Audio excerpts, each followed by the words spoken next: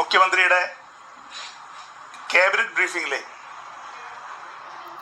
15-ാം തീയതി മുതൽ ഒരു മിനിറ്റ് ഞാനേ എൻ്റെ ആളുകളോട് ഒരു കാര്യം പറയട്ടെ. സുഹൃത്തുക്കളെ, നിങ്ങൾ കേൾക്കാൻ പോകുന്നത് ഒരു പക്ഷേ, ഞാൻ അങ്ങനെ തന്നെ പറയട്ടെ, ഒരു പക്ഷേ നമ്മുടെ മുഖ്യമന്ത്രിയുടെ ഒരു ഭടനാണ്. ഇത്തരത്തിലുള്ള ഭടന്മാരൊക്കെ ഇറങ്ങിക്കഴിഞ്ഞാൽ മാത്രമാണ് ചില കാര്യങ്ങളിൽ നിന്നൊക്കെ രക്ഷപ്പെടാൻ സാധിക്കുള്ളൂ. അങ്ങനെ പറഞ്ഞാൽ നിങ്ങൾക്ക് ഭയങ്കര കൺഫ്യൂഷൻ ആയിരിക്കും. സുഹൃത്തുക്കളെ, ഇന്ദിരാ ഗ്യാരണ്ടി എന്ന് പറഞ്ഞ ഗ്യാരണ്ടി, ആ ഗ്യാരണ്ടിയിലെ ഏറ്റവും പ്രധാനപ്പെട്ട കാര്യങ്ങളിൽ ഒന്ന്, ഇവിടെയുള്ള സ്ത്രീകൾക്ക് വളരെ ഫ്രീ ആയിട്ട് എങ്ങനെ വേണമെങ്കിലും സഞ്ചരിക്കാൻ സാധിക്കുമെന്നുള്ള ഒരു വാഗ്ദാനമായിരുന്നു. ആ വാഗ്ദാനം നിങ്ങൾ എല്ലാവരും കേട്ടതാണ്. ഞാനിപ്പോൾ അത് നിങ്ങളെ ആവർത്തിച്ച് കേൾപ്പിച്ച് നിങ്ങളെ ബോറടിപ്പിക്കുന്നൊന്നുമില്ല. എങ്കിലും വേണമെങ്കിലൊക്കെ കേൾപ്പിക്കാമായിരുന്നു എനിക്ക് തോന്നുന്നുണ്ട്. ഞാനിവിടെ എടുത്തു വെച്ചായിരുന്നു.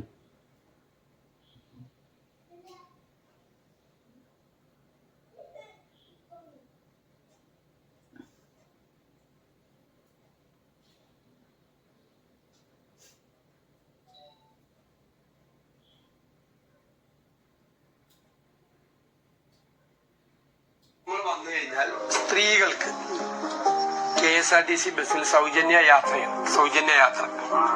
ഫ്രീ. എവിടെ വേണമെങ്കിലും പോവാം, എവിടെ വേണമെങ്കിലും ടൂറ് പോവാം, തീർത്ഥാടനത്തിന് പോവാം, അമ്പലത്തിൽ പോവാം, എവിടെ വേണമെങ്കിലും പോവാം. എന്തായാലും അപ്പൊ നിങ്ങളത് കേട്ടു അല്ലേ? അദ്ദേഹം അത് പറഞ്ഞിട്ടുണ്ട് കൃത്യമായിട്ടും. സ്ത്രീകൾക്ക് എവിടെ വേണമെങ്കിലും പോവാം. പക്ഷേ ഈ എവിടെ വേണമെങ്കിലും പോവാന്ന് പറയുന്ന ഈ സംഗതികളൊക്കെ അവസാനിക്കുകയാണ്. വെറും ഓർഡിനറി ബസ്സിൽ മാത്രമാണ് ഇപ്പോൾ അത് നിശ്ചയിച്ചിരിക്കുന്നത്. സുഹൃത്തുക്കളെ, ഞാൻ പറയുന്നു, ഓർഡിനറി ബസ്സിലും ഇവിടുത്തെ സ്ത്രീകൾക്ക് ഫ്രീ ആയിട്ട് സഞ്ചരിക്കാൻ സാധിക്കാത്ത വിധത്തിൽ ഇവിടുത്തെ സിറ്റുവേഷൻ മാറും. ഒരു ദിവസം നമ്മുടെ മുഖ്യമന്ത്രി തന്നെ വന്നിരുന്ന് പറയും, പ്രൈവറ്റ് ബസ് ഓണേഴ്സ് അസോസിയേഷൻസ് ഒക്കെ വലിയ പ്രശ്നത്തിലാണ്, അവർക്ക് ജീവിക്കണ്ടേ, അതുകൊണ്ട് ഞങ്ങള് ആ ഇന്ദിരാ ഗ്യാരണ്ടിയിലെ ആ ഗ്യാരണ്ടി നടക്കാൻ കഴിയില്ല എന്ന് നിങ്ങളോട് പറയുന്നു, നിങ്ങൾ അതിന്റെ ക്ഷമിക്കണേ എന്ന് പറഞ്ഞ് നല്ലൊരു ചിരിയും അങ്ങോട്ട് തരും. നമുക്ക് ചിരി മതിയല്ലോ അല്ലെ? നമുക്ക് ചിരി മതിയല്ലോ. നമുക്ക് ചിരിക്കുന്ന മുഖ്യമന്ത്രിയെ പോലെ, അല്ലാതെ കാര്യങ്ങളൊന്നും വൃത്തിയായിട്ട് നടപ്പിലാക്കുന്ന മുഖ്യമന്ത്രിയെ നമുക്ക് ആവശ്യമില്ലല്ലോ. അതുകൊണ്ട് നമ്മൾ അതുകൊണ്ട് അംഗീകരിക്കും. ഇനി എങ്ങനെയാണ് അത്തരം ഒരു തീരുമാനത്തിലേക്ക് എത്തുക എന്നുള്ളത് കൃത്യമായി കേട്ടോളൂ. നാക്ക് പിഴയായിരിക്കും ഈ മനുഷ്യന് സംഭവിച്ചിട്ടുണ്ടായിരിക്കുക, എന്നാലും ഇദ്ദേഹം സത്യം പറഞ്ഞു. ഇനി നിങ്ങൾ കേൾക്കാൻ പോകുന്നത് പ്രൈവറ്റ് ബസ് ഓണേഴ്സ് അസോസിയേഷന്റെ ഒരു നേതാവിന്റെ വാക്കുകളാണ്. മുഖ്യമന്ത്രിയുടെ 15-ാം തീയതി മുതൽ സ്വകാര്യ KSRTC ബസ്സുകളിൽ, സ്വകാര്യല്ല KSRTC ബസ്സുകളിൽ സ്ത്രീകൾക്ക് സൗജന്യ യാത്രയും അതുപോലെ തന്നെ ട്രാൻസ്ജെൻഡേഴ്സിനും സൗജന്യ യാത്ര പ്രഖ്യാപിച്ചുകൊണ്ടുള്ള വാർത്താ സമ്മേളനം കണ്ടു. ഒരു വ്യവസായം സർക്കാർ എന്ത് തരത്തിലുള്ള ജനക്ഷേമകരമായിട്ട് പ്രവർത്തനങ്ങൾ പ്രഖ്യാപിക്കുമ്പോഴും സംസ്ഥാനത്തെ ഒരു പ്രധാനപ്പെട്ട വ്യവസായം തകർന്നു പോകുന്ന തരത്തിലുള്ള ഒരു പ്രഖ്യാപനമാണ് എന്നത് പറയാതിരിക്കാൻ കഴിയില്ല. ഇതുമായി ഇതവിടെ കിടക്കട്ടെ. അപ്പോ നമുക്കിത് എല്ലാവർക്കും വ്യക്തമാണ്. KSRTCയിലെ ആളുകൾ കൂടുതൽ പോകുമ്പോൾ സ്വാഭാവികമായിട്ടും സ്ത്രീകളെ ഏറ്റവും കൂടുതൽ സഞ്ചരിക്കുന്നത് പ്രൈവറ്റ് ബസ്സിലാണ്. അവ പ്രൈവറ്റ് ബസ്സിൽ സഞ്ചരിക്കുന്ന ഈ സ്ത്രീകളെല്ലാം ഈസി ആയിട്ട് ഈ ഒരു KSRTCയിലേക്ക് ഇങ്ങനെ ചേക്കേറും. പക്ഷേ ഇതിപ്പോ വെറും ഓർഡിനറി ബസ്സിൽ മാത്രമേ ഉള്ളൂ. ഞാൻ അറിഞ്ഞിടത്തോളം മലപ്പുറത്ത് ഇത് നടക്കാൻ പോകുന്നില്ല. മലപ്പുറത്ത് ഓർഡിനറി ബസ് ഇല്ല. അതുകൊണ്ട് തന്നെ വളരെ കുറഞ്ഞ ദൂരം, ഒരു 10 കിലോമീറ്ററിന് ഉള്ളിൽ മാത്രം സഞ്ചരിക്കുന്ന, അതും ലോക്കൽ ഓട്ടം എന്നൊക്കെ പറയില്ലേ, നമ്മുടെ നാട്ടിലൊക്കെ കുട്ടി ബസ്സുകൾ എന്നൊക്കെ പറയും, അത്തരം ബസ്സുകളാണ് ഓടാൻ പോകുന്നുള്ളൂ. അതൊരു പരീക്ഷണ അടിസ്ഥാനത്തിൽ വെറും 100 ദിവസം ഓടിപ്പിക്കുകയാണ്. എന്നിട്ട് അങ്ങോട്ട് പിൻവലിക്കും. ഒരു 3 മാസം കഴിയുമ്പോൾ ആളുകൾ ഇതൊക്കെ മറന്നു കളയുമല്ലോ എന്നാണ് ഒരു പക്ഷേ VD സതീശൻ മേനോൻ ഗവൺമെന്റ് ചിന്തിക്കുന്നുണ്ടായിരിക്കുക. ഇനി ഇദ്ദേഹം പറയും, നിങ്ങൾ കൃത്യമായിട്ട് ശ്രദ്ധിക്കണം. എന്തായാലും അവിടെ ആ ഒരു വ്യവസായം, KSRTC വ്യവസായം ഗംഭീരമായിട്ട് നടത്താൻ നോക്കുമ്പോൾ ഞങ്ങളുടെ വ്യവസായം തകരുമെന്നാണ് അദ്ദേഹം പറയുന്നത്. ഇനി അങ്ങോട്ടുള്ള വാക്കുകൾ അറിയാതെ വായിന്ന് വീണുപോയതാണ്. ഇവിടെ ഡീല് നടന്നിട്ടുണ്ട് എന്നുള്ള കാര്യത്തിൽ ഒരു സംശയവും നിങ്ങൾക്ക് ആർക്കും വേണ്ട. കേട്ടോളൂ, മനസ്സിലാക്കും. ഇതിന് ചർച്ചകൾ ആരംഭിച്ചപ്പോൾ തന്നെ ഞങ്ങൾ ബഹുമാനപ്പെട്ട മുഖ്യമന്ത്രിയും ഗതാഗത വകുപ്പ് മന്ത്രിയും നേരിട്ട് പോയി കണ്ട് ഞങ്ങളുടെ ആശങ്കകൾ അറിയിച്ചിരുന്നു.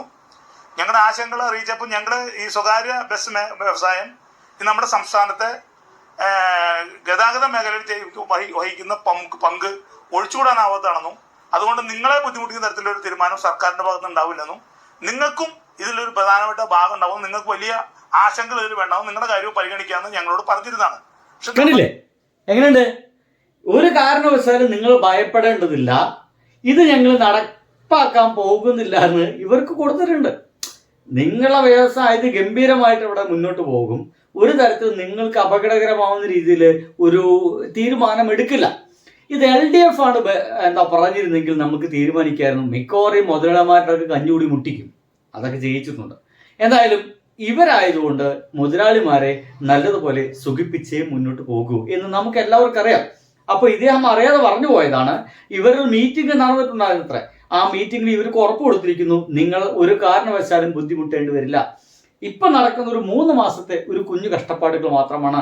അത് കഴിഞ്ഞാൽ ഞങ്ങൾ ഇതൊക്കെ മണ്ണിട്ട് മൂടും. ഇവിടുത്തെ ജനങ്ങൾ മഹാപൊട്ടന്മാരാണ്, ഈ ജനങ്ങൾ ഇതൊക്കെ കണ്ട് മറക്കും. എന്നിട്ട് അവരവരെ ജീവിത പ്രയാസങ്ങളായിട്ട് ഇങ്ങനെ പോവും.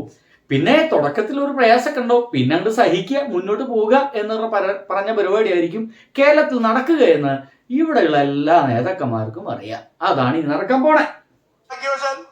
ഈ നിമിഷം വരെ ഞങ്ങളുമായിട്ട് ചർച്ച ചെയ്യാനോ അല്ലെങ്കിൽ ഞങ്ങളുടെ വിഷയങ്ങൾ എന്ത് ചെയ്യണമെന്നതിനെ കുറിച്ചോ പറയാൻ ഇതുവരെ ഗവൺമെന്റ് തയ്യാറായിട്ടില്ല. ഇതുമായി ബന്ധപ്പെട്ട് ഞങ്ങൾ ഇന്നത്തെ മുഖ്യമന്ത്രിയുടെ വാർത്താ സമ്മേളനത്തിന് ശേഷം ഞങ്ങൾ തീരുമാനം എടുത്തിട്ടുള്ളത് നാളെ രാവിലെ 10 മണിക്ക് ഞങ്ങൾ തൃശ്ശൂരിൽ ഞങ്ങളുടെ സംഘടനയുടെ സംസ്ഥാന സമിതി യോഗം ചേരാൻ തീരുമാനിച്ചിട്ടുണ്ട്. ഈ സംസ്ഥാന സമിതി യോഗത്തിൽ ഞങ്ങൾ ഭാവി പരിപാടികളെ കുറിച്ച് തീരുമാനിക്കും. എന്റെ പ്രിയപ്പെട്ട ബഡോ, താങ്കൾ പേടിക്കല്ലേ, ഇതൊരു ഡ്രാമയാന്ന് നമുക്ക് എല്ലാവർക്കും അറിയാലോ.